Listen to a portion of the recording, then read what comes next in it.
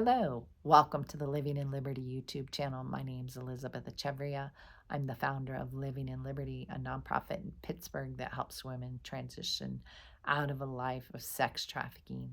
Today, we're going to talk about rescuing human trafficking victims. What does that look like? That's a question we often get asked here at Living in Liberty.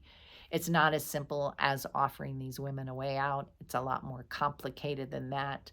These women have a lot of emotional and psychological barriers to leaving that need to be broken down, and they need to be provided counseling and support, as well as physical needs that need to be met so that we can empower and equip them to exit human trafficking.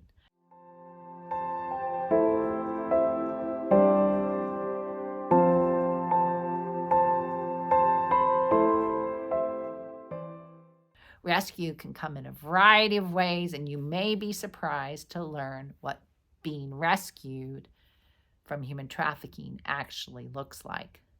The way that Living in Liberty connects with most of our women is through a variety of ways. One of the biggest ways we connect with them is through our street outreach. We regularly connect with women in different areas of the city through our drop-in centers. A drop-in center is where a woman can come in, get a hot meal, do her laundry, take a shower, get personal care items, clothing. It's really where we build relationship with them. And what happens there is then often our women will come to a point where they make the decision, because we've been walking alongside them, that they're ready to exit. They're tired of living the way that they're living. And so they'll call us in a crisis moment and say, I'm ready, I'm done.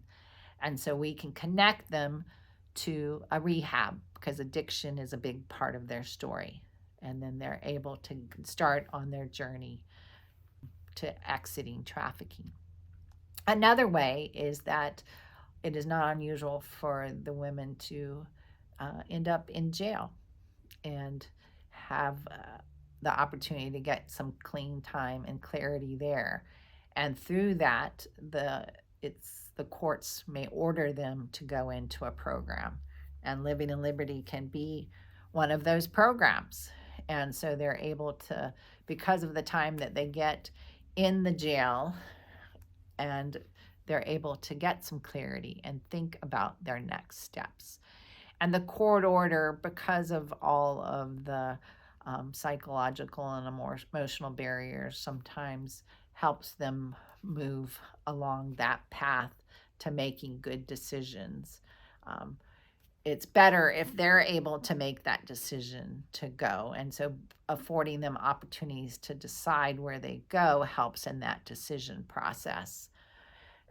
And so we also get connected with women through other organizations that connect with women being trafficked out of exiting.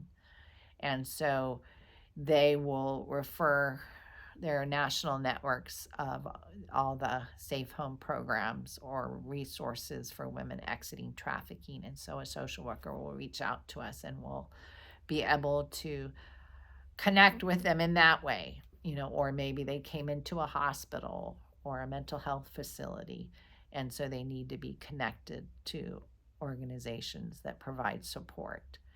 And so it's not necessarily, it's where these women are making the decision to exit. It's not someone taking them out of these situations like people have that perception. We really specifically here at Living in Liberty work to empower these women and teach them about the importance of their value.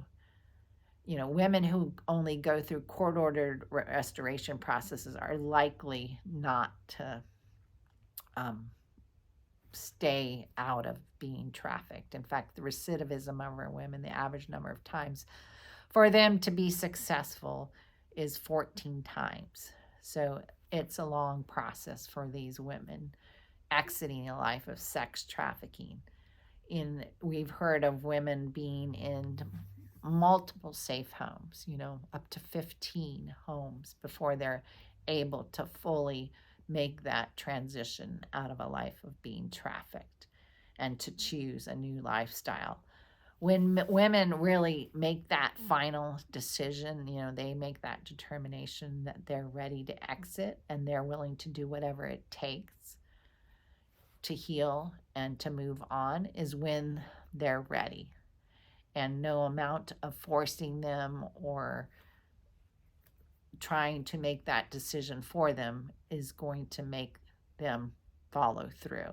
It's when they're ready to do whatever it takes that they will be unstoppable and able to stay out of a life of being trafficked. So it really does have to be their choice. There are a small number of individuals who, those that are abducted, the 3% and the of abductions and young children that need to be rescued, but a majority of women need to make that decision to exit on their own.